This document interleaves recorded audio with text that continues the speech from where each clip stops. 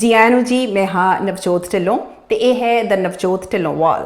तुसीं जाणदे हो कि ये वो सिलसिला है, ये वो प्लेटफॉर्म है जिस दे जरिए आपां सांझे करदे हां वो ख्याल, वो सवाल जिहड़े अक्सर साडे ज़हन दे उत्ते छाए रहिंदे ने। ते पिछले दिनी मैं तुहाडे लई ऐलान कीता सी कि इस प्लेटफॉर्म तो तुहाडे लई पेश करया करांगी कुछ चिट्ठियां अणलिखियां, यानी वो गल्लां जिहड़ियां तुसीं अपणिआं नूं पराइआं नूं कहना चाहुंदे सी पर कह नहीं सके। सब तो पहला मैं तुहाडा सारिਆਂ ਦਾ बहुत शुक्रिया अदा करदी हां कि तुसीं इस सैगमेंट ਦੇ ਲਈ ਮੈਨੂੰ ਭਰਮਾ ਹੁੰਗਾਰਾ ਦਿੱਤਾ, बहुत ही पॉजिटिव रिस्पॉन्स दिता। खुशी की गल है कि मेरे को अज बहुत सारिया चिट्ठियां पहुंचिया ने। मैं कोशिश करांगी कि उन्हां विचों कुछ चिट्ठियां तुहाडे नाल सांझियां कर सकां, पर यह भी जरूर याद करा दें कि जे हाले तक तुसीं मेरा चैनल सबसक्राइब नहीं किया तो चैनल नूं सबसक्राइब जरूर करो।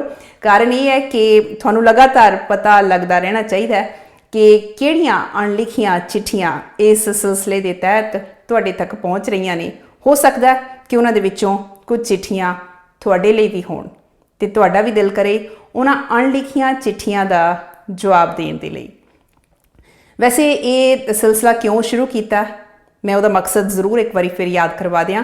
वो ये है कि गलत फहमियां नूं तोड़ना, किसी भी तरह की गलत फहमी नूं तोड़ना ते दिलां नूं जोड़ना। जे मैं थोड़ा जिहा होर डूंगी गल करां जां होर ज़्यादा इनू एक्सप्लेन करन दी कोशिश करां, वो ये है कि कौड़े मिठे तजर्बियां दा, अणगौले अणकहे बोलां दा ते ये जिहड़ा सिलसिला है तुहाडे वल्लों लिखियां गईयां अपणियां ते पराइआं दे लई कुछ चिट्ठियां अणलिखियां दा। ते आओ फिर सिलसिला शुरू करदे हां इन्हां चिट्ठियां अणलिखियां दा।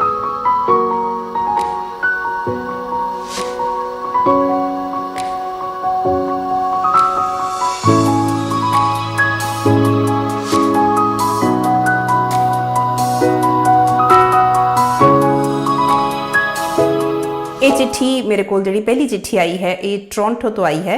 लिखण वाले ने कोमलप्रीत। जिवें मैं अपने सुनने वाले नूं ये गल कही सी कि तुसीं किस नूं चिट्ठी एड्रैस कर रहे हो, किहनूं चिट्ठी संबोधन कर रहे हो, यह लिखना तुहाडे लई लाजमी नहीं है। तुसीं रैफरेंस जरूर दे सकते हो। इन्हां ने कोमल हुणां ने बहुत खूबसूरत रैफरेंस दिता। चिट्ठी दे विच सब तो पहला इन्हां ने तरीक लिखी है, दिन लिखिया है, तो उस तो बाद इन्हां ने लिखिया कि मेरा ये खत मेरे अपणियां दे नाम। अगों लिख रहे ने, शुरुआत की इन्हां ने, कहंदे ठीक ठाक कि मैं ये खत ठीक ठाक इस तरह कह के शुरू करा कि मैं ठीक ठाक हाँ ते आप सब दे ठीक ठाक होने की आस ते अरदास परमात्मा पास करती हाँ, पर मैं ठीक ठाक नहीं हाँ। मेरा हाल तक कदे किसी ने जानने की कोशिश ही नहीं की जां ये कह लवां कि किसी ने ज़रूरत ही नहीं समझी। हाँ, मेरे तो ये आस ज़रूर रखी है कि मैं कहाँ कि मैं ठीक ठाक हाँ। अगों लिख रहे ने कोमलप्रीत, कहंदे इस खत विच अज मैं अपना सिर्फ अपना हाल दस्सण की कोशिश करनी है, क्योंकि अपने आप नूं बहुत ज़्यादा तैयां दे विच बन्निया होया है। ठीक ठाक दियां तैयां देखदे हां कि इन्हां तैयां दे विच किन्ना क मलबा लुकिया होया ते मेरी इस चिट्ठी दे नाल इस मलबे तो पर्दा उठ जाएगा। कहंदे शुरुआत मैं सरीरक हाल तो करती हाँ, मैं बहुत बीमारियां विच घिरी हुई हाँ ते जे हाल इवें ही रहे तां ये गिनती होर वध सकती है। मैनू मोटापा, थायराइड, हाई कोलैसट्रोल, पत्थरियां, गुरदे ते पित्ता तां हुण कढ़िया ही गया है।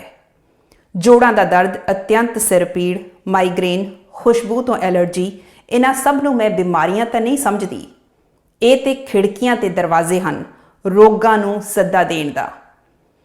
ये खिड़कियां दरवाजे जे तुहाडे कारण बने ने जां मैं इन्हां नूं आप थंम खड़े करके स्थापित किया है, पता नहीं। शायद तुसां दी ये आस कि मैं ठीक ठाक हाँ, इस जवाब ने इन्हां दी नींह रखी है अते घट तां मैं भी नहीं कीती। अगों लिख रहे ने, कहंदे मैं थंम बन के इन्हां दी संपूर्ण उसारी दा ठेका ले लिया सी। जद कदी मैं ये कोशिश की कि इस दी उसारी ते रोक लाई जावे, तुसां कहा नहीं नहीं कोई गल नहीं, ये तां आम गल है, कोई ना, बस अपना हाल ठीक रख ਤੇ ਉਸਾਰੀ ਦਾ ਕੰਮ ਬਿਨਾਂ ਵਿਘਨ ਜਾਰੀ ਰਿਹਾ। ਕੋਮਲਪ੍ਰੀਤ ਨੇ ਅੱਗੋਂ ਲਿਖਿਆ, ਕਹਿੰਦੇ ਜਿਨ੍ਹਾਂ ਬੰਦਿਸ਼ਾਂ ਸੋਚਾਂ ਦੀ ਨਾ ਮੈਂ ਹਿੱਸੇਦਾਰ ਸਾਂ ਅਤੇ ਨਾ ਹੀ ਉਹ ਮੇਰੇ ਅਨੁਕੂਲ ਸਨ, ਤੁਸਾਂ ਉਹ ਮੇਰੇ ਮਾਨਸਿਕ ਮੰਡਲ ਵਿੱਚ ਵਿਕਸਿਤ ਕੀਤੀਆਂ ਨੇ। ਹੁਣ ਤੁਸੀਂ ਕਹੋਗੇ ਅਸੀਂ ਕੀ ਕੀਤਾ ਹੈ? ਅਸੀਂ ਤਾਂ ਤੇਰੇ ਭਲੇ ਦੀ ਗੱਲ ਹੀ ਕੀਤੀ ਸੀ। ਹਮੇਸ਼ਾ ਜਿਵੇਂ ਅਸੀਂ ਜੀਂਦੇ ਹਾਂ ਉਹ ਹੀ ਰਾਹ ਦਿਖਾਈ ਹੈ। ਪਰ ਜਦੋਂ ਵੀ ਮੈਂ ਆਪਣਾ ਰਾਹ ਤੇ ਮੰਜ਼ਿਲ ਆਪਣੇ ਤੋਂ ਅਲੱਗ ਦੱਸੀ, ਵੱਖਰੀ ਦੱਸੀ, ਤੁਸੀਂ ਮੈਨੂੰ ਇਸੇ ਰਾਹ ਤੇ ਟਿਕੇ ਰਹਿਣ ਦੇ ਲਈ ਪ੍ਰੇਰਿਤ ਕੀਤਾ। ਇਹ ਰਾਹ ਮੇਰੀ ਮੰਜ਼ਿਲ ਨੂੰ ਨਹੀਂ ਜਾਂਦਾ। ਇਹ ਰਾਹ ਠੀਕ ਨਹੀਂ ਹੈ। ਮੈਂ ਠੀਕ ਠਾਕ ਮਹਿਸੂਸ ਨਹੀਂ ਕਰ ਰਹੀ, ਮੈਂ ਘੁੱਟ ਰਹੀ ਹਾਂ। ਅੱਗੋਂ ਕੋਮਲ ਹੁਣੀ ਲਿਖ ਰਹੇ ਨੇ, ਕਹਿੰਦੇ ਮੈਂ ਹੌਲੀ ਹੌਲੀ ਮੌਤ ਵੱਲ ਨੂੰ ਜਾ ਰਹੀ ਹਾਂ। ਮੇਰੀ ਮਾਨਸਿਕ ਮੌਤ ਤੇ ਹਰ ਰੋਜ਼ ਹਰ ਵੇਲੇ ਹੋ ਰਹੀ ਹੈ ਤੇ ਮੈਂ ਨਾਲ ਹੀ ਖਿੜਕੀਆਂ ਦੇ ਰਾਹੇ ਸਰੀਰਕ ਮੌਤ ਵੱਲ ਵੀ ਵੱਧ ਰਹੀ ਹਾਂ। ਮੈਂ ਠੀਕ ਠਾਕ ਕਿਵੇਂ ਹੋ ਸਕਦੀ ਹਾਂ? ਮੈਂ ਆਪਣੇ ਆਪ ਨੂੰ ਮਾਰ ਲਿਆ ਹੈ। ਇਹ ਸੀ ਮੇਰੇ ਹਾਲ। ਇਹ ਕੋਮਲਪ੍ਰੀਤ ਲਿਖ ਰਹੇ ਨੇ, ਕਹਿੰਦੇ ਹੁਣ ਮੈਂ ਤੁਹਾਨੂੰ ਆਪਣੇ ਸੁਰਜੀਤ ਹੋਣ ਦੀ ਦਾਸਤਾਨ ਦੱਸਦੀ ਹਾਂ। ਮੈਂ ਮੁੜ ਆਪਣੇ ਆਪ ਨੂੰ ਪਿਆਰ ਕਰਨਾ ਆਰੰਭਿਆ ਹੈ। ਮੈਂ ਸੁਰਜੀਤ ਹੋਵਾਂਗੀ। ਆਪ ਆਪਣੀ ਮੰਜ਼ਿਲ ਉਸਾਰੂੰਗੀ ਤੇ ਆਪਣੇ ਲੱਭੇ ਰਾਹ ਤੇ ਆਪ ਚੱਲਾਂਗੀ। ਤੁਹਾਡੇ ਉਸਾਰੇ ਖਿੜਕੀਆਂ ਤੇ ਦਰਵਾਜ਼ੇ ਹੁਣ ਆਪ ਮੂਧੇ ਮੂੰਹ ਡਿੱਗ ਜਾਣਗੇ, ਕਿਉਂਕਿ ਮੈਂ ਠੀਕ ਠਾਕ ਨਹੀਂ ਹੋਵਾਂਗੀ ਤੁਹਾਡੇ ਲਈ। ਠੀਕ ਠਾਕ ਨਹੀਂ ਹੋਵਾਂਗੀ ਤੁਹਾਡੇ ਲਈ, ਬਲਕਿ ਮੈਂ ਜ਼ਿੰਦਗੀ ਜਿਉ ਕੇ ਜ਼ਿੰਦਗੀ ਉਸਾਰ ਰਹੀ ਹੋਵਾਂਗੀ। ਮੈਂ ਠੀਕ ਠਾਕ ਨਹੀਂ, ਖੁਸ਼ ਤੰਦਰੁਸਤ ਹੋਵਾਂਗੀ। ਮੈਂ ਜ਼ਿੰਦਗੀ ਮਾਣਨ ਵਿੱਚ ਵਿਅਸਤ ਹੋਵਾਂਗੀ। ਤੁਹਾਡੇ ਅੱਗੇ ਬੇਨਤੀ ਹੈ ਕਿ ਤੁਸੀਂ ਮੇਰਾ ਹਾਲ ਨਾ ਪੁੱਛਣਾ। ਮੈਂ ਠੀਕ ਠਾਕ ਨਹੀਂ ਹਾਂ, ਪਰ ਖੁਸ਼ ਹਾਂ ਅਤੇ ਵਾਹਿਗੁਰੂ ਪਾਸੋਂ ਆਪ ਸਭ ਦੀ ਖੁਸ਼ੀ ਤੇ ਅਰਦਾਸ ਤੇ ਕਾਮਨਾ ਕਰਦੀ ਹਾਂ। ਅਖੀਰ 'ਚ ਲਿਖ ਰਹੇ ਨੇ, ਕਹਿੰਦੇ ਅਗਲਾ ਖਤ ਛੇਤੀ ਹੀ ਲਿਖਾਂਗੀ ਤੇ ਪਰਤਾਂ ਤਹਿਾਂ ਵਿੱਚ ਬੱਝੇ ਜੀਵਨ ਨੂੰ ਮੁਕਤ ਕਰਕੇ ਸੁਰਜੀਤ ਹੋ ਜਾਵਾਂਗੀ। ਮੈਂ ਮੰਜ਼ਿਲ ਤੇ ਪੁੱਜਦੀ ਪੁੱਜਦੀ ਪੂਰੀ ਨਹੀਂ ਹੋਵਾਂਗੀ। ਮੈਂ ਸੁਰਜੀਤ ਹੋਵਾਂਗੀ। ਧੰਨਵਾਦ ਸਹਿਤ। ਸਤਿ ਸ੍ਰੀ ਅਕਾਲ। ਆਪ ਦੀ ਪਿਆਰੀ ਕਮਲੀ ਕੋਮਲਪ੍ਰੀਤ। ਕੋਮਲਪ੍ਰੀਤ, ਬਹੁਤ ਬਹੁਤ ਸ਼ੁਕਰੀਆ ਇਹ ਚਿੱਠੀ ਲਿਖਣ ਦੇ ਲਈ। ਮੈਂ ਜਦੋਂ ਇਸ ਚਿੱਠੀ ਨੂੰ ਪੜ੍ਹ ਰਹੀ ਹਾਂ ਮਹਿਸੂਸ ਕਰ ਰਹੀ ਹਾਂ ਕਿ ਇਹ ਸਿਰਫ ਤੁਹਾਡੀ ਕਹਾਣੀ ਨਹੀਂ ਹੈ। ਤੁਸੀਂ ਸ਼ਾਇਦ ਬਹੁਤ ਔਰਤਾਂ ਦੀ ਗੱਲ ਕਰ ਦਿੱਤੀ ਹੈ। ਮੈਂ ਅਕਸਰ ਇਹ ਗੱਲ ਕਹਿੰਦੀ ਹਾਂ ਕਿ ਸਾਡੇ ਵਿੱਚ ਐਕਸਪ੍ਰੈਸ਼ਨ ਦੀ ਕਮੀ ਹੈ। ਅਸੀਂ ਆਪਣੀ ਗੱਲ ਕਰਦੇ ਨਹੀਂ, ਪਰ ਇਹ ਗੱਲ ਤੁਸੀਂ ਕਰਕੇ ਬਹੁਤ ਔਰਤਾਂ ਦੀ ਕਹਾਣੀ ਸਾਹਮਣੇ ਲਿਆਂਦੀ ਹੈ। ਸਿਰਫ ਇੰਨਾ ਹੀ ਨਹੀਂ ਹੈ, ਜਿਹੜੀ ਤੁਸੀਂ ਪੋਜ਼ੀਟਿਵ ਸਾਈਡ ਦੱਸੀ ਹੈ ਕਿ ਇੰਨਾ ਜ਼ਿਆਦਾ ਨੈਗੇਟਿਵ ਹੁੰਦੇ ਹੁੰਦੇ ਵੀ ਅਸੀਂ ਜ਼ਿੰਦਗੀ ਨੂੰ ਖੂਬਸੂਰਤ ਤਰੀਕੇ ਦੇ ਨਾਲ ਜੀ ਸਕਦੇ ਹਾਂ। ਜੇ ਸਾਡੇ ਆਲੇ ਦੁਆਲੇ ਮਾਹੌਲ ਹੀ ਉਸ ਤਰ੍ਹਾਂ ਦਾ ਬਣਿਆ ਹੋਇਆ ਹੈ, ਜ਼ਰੂਰੀ ਨਹੀਂ ਹੈ ਕਿ ਜਦੋਂ ਅਸੀਂ ਉਸ ਮਾਹੌਲ ਦੇ ਵਿੱਚ ਘਿਰ ਜਾਂਦੇ ਹਾਂ ਤੇ ਅਸੀਂ ਆਪਣੇ ਆਪ ਨੂੰ ਬੇਵੱਸ ਮਹਿਸੂਸ ਕਰੀਏ। ਜਦੋਂ ਜਾਗੋ ਉਦੋਂ ਹੀ ਸਵੇਰਾ। ਤੇ ਤੁਸੀਂ ਇਹ ਗੱਲ ਮਹਿਸੂਸ ਕੀਤੀ ਹੈ ਕਿ ਹਾਂ, ਜ਼ਿੰਦਗੀ ਅਸਲ ਦੇ ਵਿੱਚ ਜ਼ਿੰਦਾਦਿਲੀ ਦਾ ਨਾਮ ਹੈ ਤੇ ਤੁਸੀਂ ਜ਼ਿੰਦਾਦਿਲੀ ਦੇ ਨਾਲ ਜੀਣ ਦਾ ਫੈਸਲਾ ਕਰ ਲਿਆ। ਬਹੁਤ ਬਹੁਤ ਸ਼ੁਕਰੀਆ ਇਹ ਚਿੱਠੀ ਸਾਂਝੀ ਕਰਨ ਦੇ ਲਈ। ਅੱਗੋਂ ਤੋਂ ਵੀ ਇਸੇ ਤਰ੍ਹਾਂ ਚਿੱਠੀਆਂ ਲਿਖਦੇ ਰਹਿਣਾ। ਹਮੇਸ਼ਾ ਤੁਹਾਡੀਆਂ ਚਿੱਠੀਆਂ ਦਾ ਇੰਤਜ਼ਾਰ ਰਹੇਗਾ navjot.tillowal@gmail.com ਤੇ ਹੁਣ ਸਿਲਸਿਲਾ ਸ਼ੁਰੂ ਕਰਦੇ ਹਾਂ ਦੂਸਰੀ ਚਿੱਠੀ ਦਾ। ਮੇਰੇ ਕੋਲ ਕਾਫੀ ਚਿੱਠੀਆਂ ਨੇ। ਮੈਂ ਕੋਸ਼ਿਸ਼ ਕਰਾਂਗੀ ਕਿ 15-20 ਮਿੰਟ ਦੇ ਵਿੱਚ ਜਿੰਨੀਆਂ ਕੁ ਚਿੱਠੀਆਂ ਪੜ੍ਹੀਆਂ ਜਾ ਸਕਦੀਆਂ। ਬਾਕੀ ਚਿੱਠੀਆਂ ਦੀ ਵਾਰੀ ਆਏਗੀ ਅਗਲੇ ਹਫਤੇ। ਇਹ ਜਿਹੜੀ ਦੂਸਰੀ ਚਿੱਠੀ ਹੈ, ਇਹ ਲਿਖੀ ਹੈ ਦੀਪਾ। ਇਹਨਾਂ ਨੇ ਵੀ ਰੈਫਰੈਂਸ ਜ਼ਰੂਰ ਲਿਖ ਕੇ ਭੇਜਿਆ। ਇਹ ਕਹਿੰਦੇ ਕਿ ਕੈਨੇਡਾ ਦੇ ਵਿੱਚ ਸਟੂਡੈਂਟ ਦੇ ਤੌਰ 'ਤੇ ਪੰਜਾਬ ਤੋਂ ਆਏ ਸੀ। ਇਹ ਚਿੱਠੀ ਆਪਣੀ ਮੰਮੀ ਨੂੰ ਇਹ ਲਿਖ ਰਹੇ ਨੇ। ਆਪਣਾ ਇਹਨਾਂ ਦਾ ਕੀ ਤਜਰਬਾ ਹੈ, ਇਹਨਾਂ ਦੇ ਮਨ ਦੇ ਵਿੱਚ ਕਿਹੋ ਜਿਹੇ ਖਿਆਲ ਆਉਂਦੇ ਨੇ, ਕਿਹੋ ਜਿਹੇ ਸਵਾਲ ਆਉਂਦੇ ਨੇ। ਸੋ ਦੀਪਾ ਹੁਣਾਂ ਦੀ ਚਿੱਠੀ ਤੁਹਾਡੇ ਨਾਲ ਸਾਂਝੀ ਕਰ ਰਹੀ ਹਾਂ। ਲਿਖਤੁਮ ਦੀਪਾ, ਬੜਾ ਪਿਆਰਾ ਲਿਖਿਆ। ਇਹ ਲਿਖਤੁਮ ਜਿਹੜਾ ਲਿਖਣ ਦਾ ਸਟਾਈਲ ਸੀ ਪੁਰਾਣੇ ਜ਼ਮਾਨੇ ਦੇ ਵਿੱਚ ਹੁੰਦਾ ਸੀ। ਜ਼ਰੂਰ ਇਹਨਾਂ ਨੂੰ ਦੀਪਾ ਹੁਣਾਂ ਨੂੰ ਪਤਾ ਹੋਏਗਾ ਕਿ ਇਹ ਚਿੱਠੀ ਲਿਖਣ ਦਾ ਇੱਕ ਅੰਦਾਜ਼ ਹੋਇਆ ਕਰਦਾ ਸੀ। ਚਿੱਠੀ ਲਿਖਣ ਵਾਲਾ ਆਪਣੇ ਆਪ ਨੂੰ ਲਿਖਤੁਮ ਲਿਖਦਾ ਸੀ। ਲਿਖਤੁਮ ਦੀਪਾ। ਅੱਗੇ ਮੇਰੇ ਪਿਆਰੇ ਮੰਮੀ ਜੀ, ਪਿਆਰ ਭਰੀ ਸਤਿ ਸ੍ਰੀ ਅਕਾਲ। ਮੈਂ ਇਸ ਵੇਲੇ ਸਟੋਵ ਤੇ ਸਬਜ਼ੀ ਰੱਖ ਕੇ ਹਟਿਆ ਹਾਂ। ਦਿਲ ਕੀਤਾ ਕਿ ਤੁਹਾਨੂੰ ਫੋਨ ਕਰਾਂ, ਫਿਰ ਸੋਚਿਆ ਤੁਸੀਂ ਫੋਨ ਤੇ ਬਸ ਸਾਰਾ ਟਾਈਮ ਰੋਂਦਿਆਂ ਲੰਘਾ ਦੇਣਾ। मेरे कोलों भी फिर गल नहीं हुंदी। सोचिया चिट्ठी लिखदा है। मैं पहलां कदे चिट्ठी नहीं लिखी ते ना ही कदे लिखण दा मौका मिलिया है। मैनूं याद है कि 9 महीने पहलां जदों मैं इंडिया तो इत्थे कैनेडा मासी कोल आया सी, बहुत चाह सी ते एक अजीब जिहा डर भी लगदा सी। भावें मैं हैरी ते कैविन नूं पहली वारी मिलिया सी, ਉਹ ਮੇਰੇ ਨਾਲ बहुत छेती घुल मिल गए सन। मैनू मासी का घर अपना अपना लगन लग पिया सी। मासी मेरी हर खुशी का ते लोड़ का ख्याल रखती सी। मासी दे मेरे लिए इन्ने प्यार नूं देख के कदे कदे हैरी ते कैविन जैलस हो जाते सी। अगों दीपा हुणां ने लिखिया, कहंदे पर मासी ने कदी बहुती परवाह नहीं सी कीती। मैं मासी कोल रह के कैनेडा दे रहन सहन दे लाइफ स्टाइल बारे बहुत कुछ जानकारी हासिल की, बहुत कुछ सीखिया। इन्होंने लिखिया, कहते मैनू लगता है कि मासी ने मेरी लोड़ों मदद की। मैनू देर रात काम तो राइड देनी, तड़के उठ के मेरा लंच पैक करना ते होर बहुत कुछ। हाँ, अगों लिखिया ब्रैकेट दे विच लिखिया, मेरी लॉन्ड्री भी करते हुंदे सन मासी जी। मैं इन्ने महीनों बाद हुण ये महसूस करदा हाँ कि ये सारा कुछ मैं आप भी तो कर सकता सी, पर मासी ने भी तो कदे नहीं किया। मैनू भी यही लगता रहा कि इंडिया माँ सब कुछ करी जाती है तो इत्थे मासी, ताही मासी लफज बनया होना, मासी यानी माँ जैसी। कहते मैनू पता सी कि मासड़ जी भी कई बारी आनी बहानी मासी ते कचीची लेंदे हुंदे सी कि नियाणिਆਂ नूं अपना काम आप करन दी आदत पा, ते उन्हां वल देख के मैं अंदरों अंदरी कुड़दा सां। मैनू ये लगता सी कि शायद उन्होंने मेरा उन्होंने घर रहना पसंद नहीं है। मैं दस दियां एक बारी फिर सुनने वालों कि एक स्टूडेंट जिहड़ा कैनेडा दे विच इंडिया तो आया, पंजाब तो आया, वो चिट्ठी लिख रहा, अपनी मम्मी नूं चिट्ठी लिख रहा कि उसका तजर्बा किहो जिहा रहा। अगों लिख रहे ने, कहते जदों रोज़ देखदा कि मासी दे मुंडे तां अपना खाना दाना आपे बनाई जांदे आ, कदी कुछ ते मैं अपाहजां वांग बैठा मासी की उड़ीक करता रहिंदा। बहुत घटा आउंदा सी ते अपने आप ते गुस्सा भी आउंदा सी।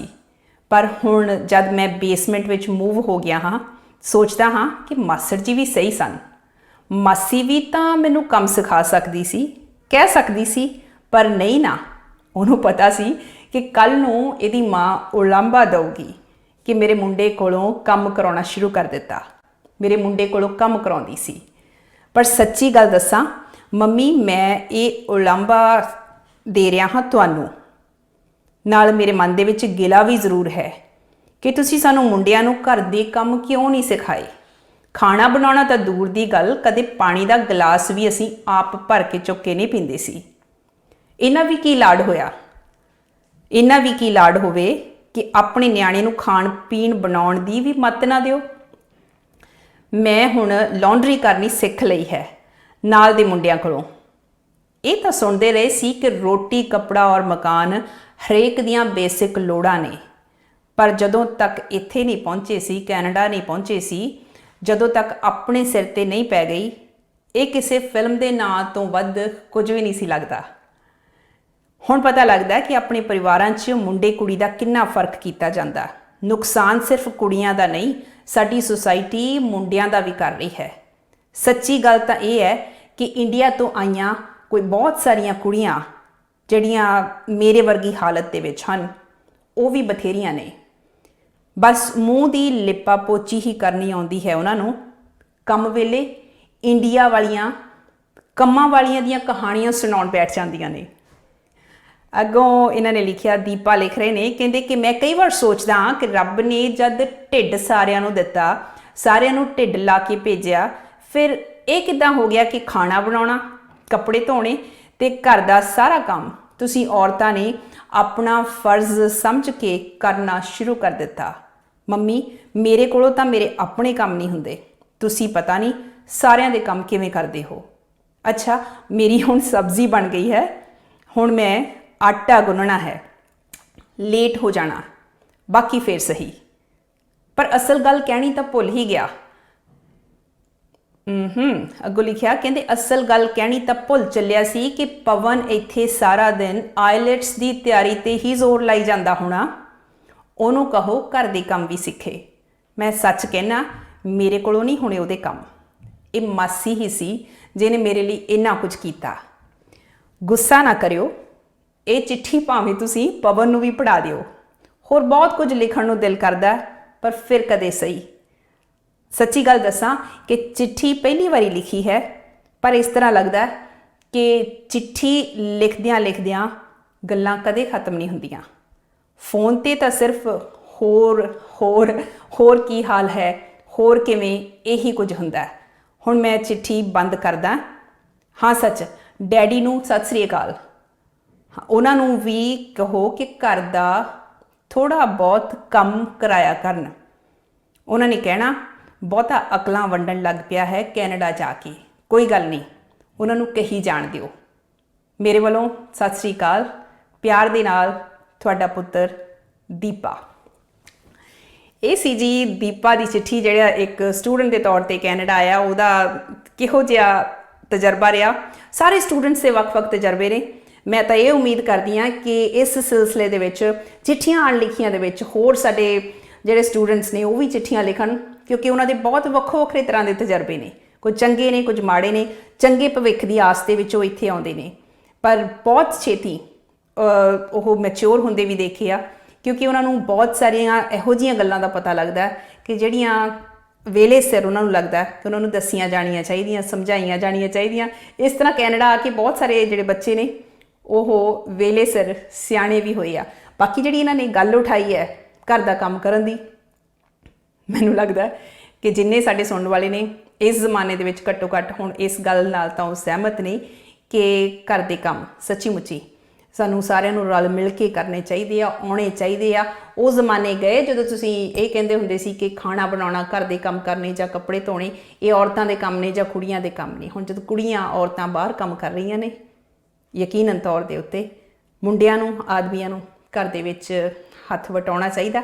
ਦੀਪਾ ਹੁਣਾਂ ਨੇ ਬੜਾ ਖੂਬਸੂਰਤ ਸੁਨੇਹਾ ਦਿੱਤਾ ਆਪਣੀ ਚਿੱਠੀ ਦੇ ਵਿੱਚ। ਬਹੁਤ ਬਹੁਤ ਧੰਨਵਾਦ ਦੀਪਾ।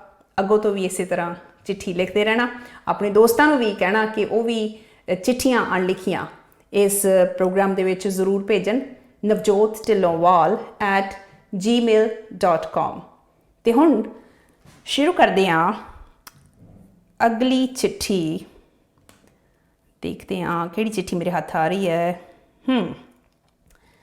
ਮਨਪ੍ਰੀਤ। ਇਹ ਵੀ ਬੜੀ ਇੱਕ ਇੰਟਰਸਟਿੰਗ ਚਿੱਠੀ ਹੈ। ਬਹੁਤ ਗੌਰ ਦੇ ਨਾਲ ਤੁਸੀਂ ਇਸ ਚਿੱਠੀ ਨੂੰ ਸੁਣਿਓ। ਇਹਦੇ ਵਿੱਚ ਵੀ ਇਹਨਾਂ ਨੇ ਬਹੁਤ ਇੱਕ ਇੰਪੋਰਟੈਂਟ ਇਸ਼ੂ ਉਠਾਉਣ ਦੀ ਕੋਸ਼ਿਸ਼ ਕੀਤੀ ਹੈ। ਇਹ ਚਿੱਠੀ ਇੱਕ ਸੱਸ ਵੱਲੋਂ ਲਿਖੀ ਗਈ ਹੈ, ਜਿਹੜੀ ਆਪਣੀ ਨੂੰਹ ਨੂੰ ਹੱਲਾਸ਼ੇਰੀ ਦੇ ਰਹੀ ਹੈ, ਵਧਾਈ ਦੇ ਰਹੀ ਹੈ ਕਿ ਉਹਨੇ ਚੰਗਾ ਕੀਤਾ, ਤਲਾਕ ਲੈ ਲਿਆ। ਆਓ ਪੜ੍ਹਦੇ ਹਾਂ ਇਹ ਚਿੱਠੀ। ਪਿਆਰੀ ਮਨਪ੍ਰੀਤ, ਬਹੁਤ ਬਹੁਤ ਪਿਆਰ। ਮੈਨੂੰ ਇਹ ਵੀ ਪਤਾ ਨਹੀਂ ਲੱਗਣ ਡਿਆ ਕਿ ਮੈਂ ਤੈਨੂੰ ਧੀਏ ਕਹਾਂ ਜਾਂ ਨੂੰਹੇ ਕਹਾਂ। ਮੈਂ ਤੈਨੂੰ ਨੂੰਹ ਵਾਂਗ ਰੱਖ ਨਾ ਸਕੀ ਤੇ ਧੀ ਬਣਾ ਨਾ ਸਕੀ। ਐਵੇਂ ਲੋਕੀ ਕਹਿੰਦੇ ਆ ਕਿ ਨੂੰਹਾਂ ਤੇ ਧੀਆਂ ਬਰਾਬਰ ਹੁੰਦੀਆਂ ਨੇ, ਪਰ ਮੇਰਾ ਦਿਲ ਇਹ ਜ਼ਰੂਰ ਕਹਿੰਦਾ ਕਿ ਜੇ ਤੂੰ ਮੇਰੀ ਧੀ ਹੁੰਦੀ ਤਾਂ ਸੱਚੀ ਮੇਰੇ ਕੋਲੋਂ ਉਹ ਸਭ ਕੁਝ ਸਹਿ ਨਹੀਂ ਸੀ ਹੋਣਾ ਜੋ ਕੁਝ ਤੇਰੇ ਨਾਲ ਮੇਰੇ ਪੁੱਤ ਨੇ ਕੀਤੀ ਹੈ। ਮੈਂ ਵੀ ਤਾਂ ਜਰ ਹੀ ਗਈ ਕਿਉਂਕਿ ਤੂੰ ਮੇਰੀ ਧੀ ਨਹੀਂ ਸੀ। ਅੱਗੋਂ ਲਿਖਿਆ ਇਹਨਾਂ ਨੇ, ਕਹਿੰਦੇ ਮੇਰੇ ਪੁੱਤ ਗੋਲਡੀ ਲਈ ਲਾਡਾਂ ਨਾਲ ਵਿਆਹ ਕੇ ਲਿਆਂਦਾ ਸੀ ਤੈਨੂੰ। ਮੈਨੂੰ ਉਸ ਨਿਕੰਮੇ ਦਾ ਪਤਾ ਸੀ, ਨਾ ਡੱਕਾ ਦੋਹਰਾ ਕਰਦਾ ਤੇ ਨਾ ਉਹਨੇ ਕਿਸੇ ਤਰ੍ਹਾਂ ਚਾਰ ਛਿੱਲੜ ਜੋੜਨੇ ਨੇ। ਵਿਆਹ ਵਾਲੇ ਦਿਨ ਤੋਂ ਹੀ ਕਹਿੰਦੇ ਮੈਂ ਇਹ ਗੱਲ ਜਾਣਦੀ ਸਾਂ ਕਿ ਜੇ ਇਹ ਕੁੜੀ ਨਿਭਾ ਗਈ ਤਾਂ ਨਿਭਾ ਗਈ, ਨਹੀਂ ਤਾਂ ਮੁੰਡਾ ਮੇਰਾ ਕੀ ਹੈ ਇਹ ਮੈਂ ਚੰਗੀ ਤਰ੍ਹਾਂ ਭਲੀ ਭਾਂਤ ਜਾਣਦੀ ਸਾਂ। ਬਸ ਆਪਣਾ ਝੱਗਾ ਚੁੱਕਦੀ ਤਾਂ ਆਪਣਾ ਹੀ ਢਿੱਡ ਨੰਗਾ ਹੋਣਾ ਸੀ। ਗੋਲਡੀ ਦੇ ਬਾਪੂ ਦੇ ਛਿੱਤਰ ਖਾਂਦੀ ਨੇ ਮੈਂ ਸਾਰੀ ਉਮਰ ਹੰਢਾ ਲਈ, ਇਸੇ ਤਰ੍ਹਾਂ ਹੀ ਕੱਟ ਲਈ। ਉਹਨੇ ਵੱਢ ਖਾਣੇ ਨੇ ਰੋਜ਼ ਸ਼ਰਾਬ ਪੀ ਕੇ ਅੱਧੀ ਰਾਤ ਨੂੰ ਬੁੱਕਣਾ, ਤੇ ਜਦੋਂ ਸ਼ਰਾਬ ਮੁੱਕ ਜਾਣੀ ਤਾਂ ਮੈਨੂੰ ਇਹ ਹੁਕਮ ਲਾ ਦੇਣਾ ਕਿ ਮੈਂ ਸ਼ਰਾਬ ਉਸ ਨੂੰ ਲਿਆ ਕੇ ਦੇਵਾਂ। ਤੇ ਮੇਰਾ ਹਾਲ ਦੇਖ, मैं भी मर जानी ने सेवा करी जानी उसकी, मूँह ताकि उहदा मूँह बंद रहे। अगों लिख रहे ने, पर धीए बहुत औखियां घड़ियां कट्टियां उहदे नाल, कदे किसी नूं अपना दुख दसदी ना, पर मेरा दुख किसी कोलों लुकिया भी नहीं होया सी। पर कोई दुख वटाउंदा भी तां नहीं सी ना। पर जद गोल्डी ने उही हरकतां तेरे नाल शुरू कर दित्तियां तां धीए मेरा तां जिवें कालजा फट जावे। ਉਹਨੂੰ ਕੱਲਾ ਕਰਕੇ तेरे तो चोरी समझाउण दी कोशिश कीती, पर ਉਹ ਤਾਂ ਪਿਓ ਤੋਂ ਵੀ ਵੱਧ ਨਿਕਲਿਆ।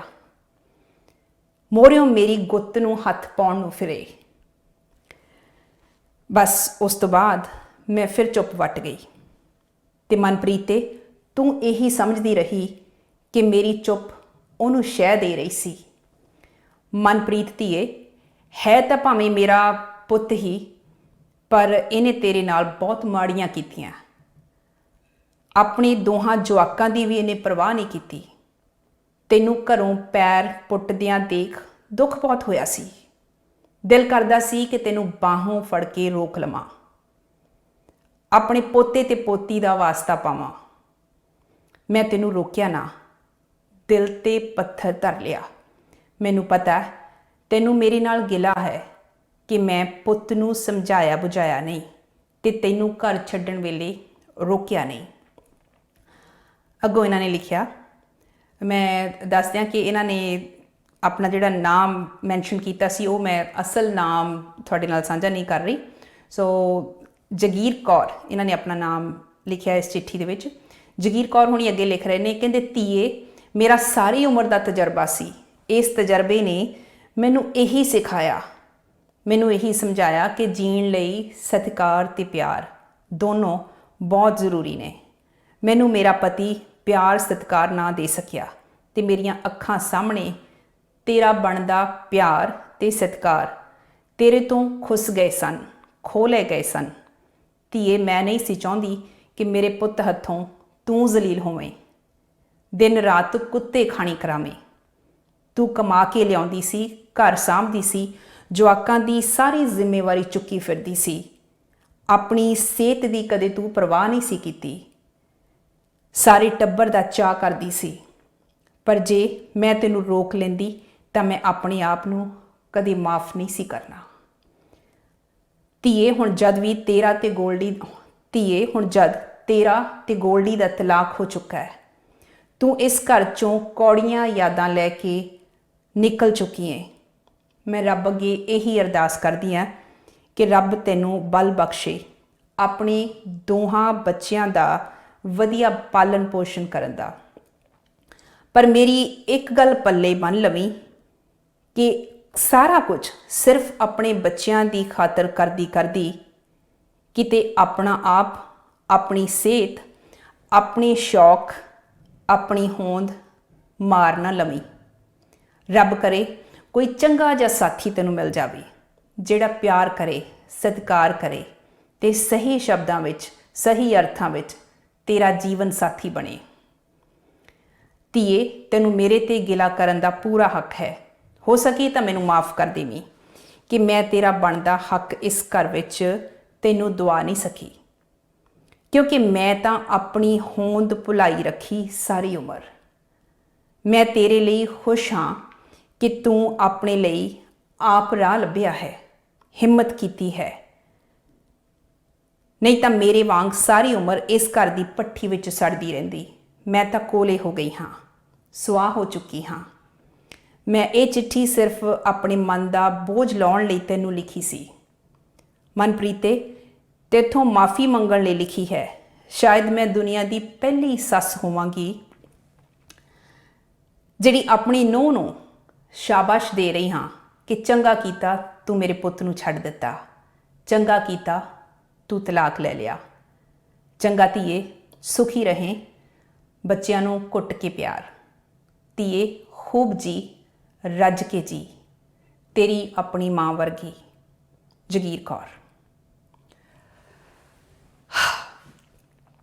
लंबी चिट्ठी सी, लंबी दास्तान सी। इस चिट्ठी दे विच ਜਿਹੜੀਆਂ ਭਾਵਨਾਵਾਂ ਇਹਨਾਂ ਨੇ ਵਿਅਕਤ ਕੀਤੀਆਂ ਨੇ ਇਸ ਔਰਤ ਨੇ, ਪਤਾ ਨਹੀਂ ਸਾਡੇ ਕਿੰਨੇ ਘਰਾਂ ਦੇ ਵਿੱਚ ਇਹ ਸਿਲਸਿਲੇ ਚੱਲਦੇ ਨੇ, ਇਹ ਕਹਾਣੀਆਂ ਚੱਲਦੀਆਂ ਨੇ। ਅਕਸਰ ਅਸੀਂ ਇਹ ਦੇਖਦੇ ਹਾਂ ਕਿ ਪੁੱਤ ਜਿੰਨਾ ਮਰਜ਼ੀ ਗਲਤ ਹੁੰਦਾ ਹੈ, ਜਿਹੜੀ ਮਾਂ ਹੈ ਉਹ ਅਕਸਰ ਪੁੱਤ ਦਾ ਸਾਥ ਦਿੰਦੀ ਹੈ ਅਤੇ ਨੂੰਹ ਨੂੰ ਬੇਗਾਨੀ ਹੀ ਸਮਝਿਆ ਜਾਂਦਾ। ਇਹ ਜਿਹੜੀ ਇਹਨਾਂ ਨੇ ਇੱਕ ਭਾਵਨਾ ਆਪਣੀ ਵਿਅਕਤ ਕੀਤੀ ਹੈ, ਸਾਡੇ ਸੁਣਨ ਵਾਲੇ ਇਹ ਗੱਲ ਜ਼ਰੂਰ ਮਹਿਸੂਸ ਕਰਨ ਕਿ ਇਹ ਚਿੱਠੀ ਅਣਲਿਖੀ ਸੀ, ਇਹਨਾਂ ਦੇ ਦਿਲ ਦੀਆਂ ਭਾਵਨਾਵਾਂ ਸੀ। ਜੋ ਕੁਝ ਇਹਨਾਂ ਦੀ ਆਪਣੇ ਆਪ ਨਾਲ ਗੁਫ਼ਤਗੂ ਚੱਲਦੀ ਹੈ, ਆਪਣੇ ਆਪ ਨਾਲ ਇਹ ਗੱਲਾਂ ਕਰਦੇ ਨੇ, ਉਹ ਗੱਲਾਂ ਨੇ ਅਸਲ ਦੇ ਵਿੱਚ ਸੱਚੀ ਮੁੱਚੀ ਮਨਪ੍ਰੀਤ ਤੱਕ ਉਹਨਾਂ ਦੀਆਂ ਇਹ ਭਾਵਨਾਵਾਂ ਨਹੀਂ ਪਹੁੰਚੀਆਂ। ਹੋ ਸਕਦਾ ਕਿ ਜਿਹੜੀਆਂ ਮਨਪ੍ਰੀਤ ਵਰਗੀਆਂ ਕੁੜੀਆਂ ਨੇ ਉਹ ਇਹ ਗੱਲ ਜੇ ਸੁਣ ਰਹੀਆਂ ਨੇ ਇਸ ਚਿੱਠੀ ਦੇ ਜ਼ਰੀਏ, ਉਹਨਾਂ ਦੇ ਮਨਾਂ ਦੇ ਵਿੱਚ ਵੀ ਇਹ ਗੱਲ ਆਏਗੀ ਕਿ ਸੰਭਾਵਿਤ ਤੌਰ 'ਤੇ ਸਾਡੀ ਸੱਸ ਕਿਸੇ ਗੱਲੋਂ ਮਜਬੂਰ ਹੋ ਸਕਦੀ ਹੈ, ਇਸ ਲਈ ਉਹ ਸਾਡੇ ਨਾਲ ਖੜੀ ਨਹੀਂ ਹੋ ਸਕਦੀ। ਮੈਂ ਫਿਰ ਕਹਿੰਦੀ ਹਾਂ ਕਿ ਚਿੱਠੀਆਂ ਅਣਲਿਖੀਆਂ ਅਸਲ ਦੇ ਵਿੱਚ ਇਹ ਜੋੜਨ ਦਾ ਸਿਲਸਿਲਾ ਹੈ, ਤੋੜਨ ਦਾ ਸਿਲਸਿਲਾ ਨਹੀਂ ਹੈ। ਕੁਝ ਲੋਕ ਦੂਸਰਿਆਂ ਨੂੰ ਮਾफ़ ਕਰਨਾ ਚਾਹੁੰਦੇ ਆ, ਕੁਝ ਮਾफ़ੀ ਮੰਗਣਾ ਚਾਹੁੰਦੇ ਆ। ਇਸ ਲਈ ਜੇ ਤੁਸੀਂ ਵੀ ਕਿਸੇ ਦੇ ਲਈ ਕੋਈ ਮਨ ਦੇ ਵਿੱਚ ਕਿਸੇ ਤਰ੍ਹਾਂ ਦਾ ਗੁੱਸਾ ਰੱਖਦੇ ਹੋ, ਗਿਲਾ ਰੱਖਦੇ ਹੋ, ਚੰਗੀਆਂ ਭਾਵਨਾਵਾਂ ਰੱਖਦੇ ਹੋ, ਉਹਨਾਂ ਦਾ ਤੁਸੀਂ ਇਜ਼ਹਾਰ ਕਰਨਾ ਚਾਹੁੰਦੇ ਹੋ, ਜ਼ਰੂਰ ਲਿਖੋ ਚਿੱਠੀਆਂ ਅਣਲਿਖੀਆਂ। ਤੁਸੀਂ ਮੈਨੂੰ ਈਮੇਲ ਕਰਨੀ ਹੈ navjot@gmail.com ਜਾਂ ਫਿਰ ਦੂਸਰੀ ਆਪਸ਼ਨ ਤੁਹਾਡੇ ਕੋਲ ਹੈਗੀ ਹੈ, ਤੁਸੀਂ WhatsApp ਵੀ ਕਰ ਸਕਦੇ ਹੋ। WhatsApp ਨੰਬਰ ਤੁਸੀਂ ਨੋਟ ਕਰ ਲਓ 7787129000 1-778-712-9000 'ਤੇ ਤੁਸੀਂ ਮੈਨੂੰ ਆਪਣੇ ਵੱਲੋਂ ਚਿੱਠੀ ਲਿਖ ਕੇ WhatsApp ਦੇ ਜ਼ਰੀਏ ਵੀ ਭੇਜ ਸਕਦੇ ਹੋ। ਇੱਕ ਵਾਰੀ ਫਿਰ ਤੁਹਾਡਾ ਸਾਰਿਆਂ ਦਾ ਬਹੁਤ ਬਹੁਤ ਸ਼ੁਕਰੀਆ ਕਿ ਤੁਸੀਂ ਚਿੱਠੀਆਂ ਅਣਲਿਖੀਆਂ ਨੂੰ ਇੰਨਾ ਭਰਮਾ ਹੁੰਗਾਰਾ ਦਿੱਤਾ। ਤੁਸੀਂ ਵੀ ਕਿਸੇ ਦੇ ਲਈ ਕੁਝ ਵੀ ਇਹੋ ਜਿਹਾ ਮਹਿਸੂਸ ਕਰਦੇ ਹੋ ਜਿਹੜਾ ਤੁਹਾਨੂੰ ਲੱਗਦਾ ਕਿ ਦਿਲਾਂ ਦੀ ਸਾਂਝ ਨੂੰ ਵਧਾ ਸਕਦਾ ਹੈ, ਕਿਸੇ ਤਰ੍ਹਾਂ ਗਲਤ ਫਹਿਮੀਆਂ ਨੂੰ ਦੂਰ ਕਰ ਸਕਦਾ ਹੈ, ਮਨ ਦੇ ਵਿੱਚ ਹੀ ਬੋਝ ਚੁੱਕੀ ਫਿਰਦੇ ਹੋ, ਬੋਝ ਚੁੱਕਣ ਦੀ ਜ਼ਰੂਰਤ ਨਹੀਂ ਹੈ। ਬਸ ਲਿਖੋ ਚਿੱਠੀਆਂ ਅਣਲਿਖੀਆਂ। ਅਤੇ ਹੁਣ ਦ ਨਵਜੋਤ ਢਿੱਲੋਂ-ਵਾਲ ਦਾ ਅੱਜ ਦਾ ਇਹ ਸਿਲਸਿਲਾ ਇੱਥੇ ਹੀ ਖਤਮ ਕਰਨ ਦੀ ਮੈਨੂੰ ਦਿਓ ਇਜਾਜ਼ਤ। ਧੰਨਵਾਦ।